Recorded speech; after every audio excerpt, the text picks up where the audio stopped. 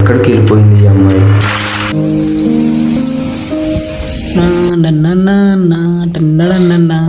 ఏ రంగు పడుకోలేదు? పొద్దున్న ఒక అమ్మాయిని చూసానురా. ఆహా, ఎవర్రా? అదేరా, మనం పని చేసినప్పుడు మన పక్క నుంచి ఒక అమ్మాయి వెళ్ళింది కదా. హాయ్ అమ్మాయ. ఏరా? అమ్మాయి ఎవరనుకుంటున్నావురా? నానాజీ గారి ముద్దులు కూతుర్రా. అమ్మాయి జోలికి మాత్రం పోవద్దురా. ఏరా? ఆయన పెద్దవాళ్ళతో మనకెందుకురా? పడుకో.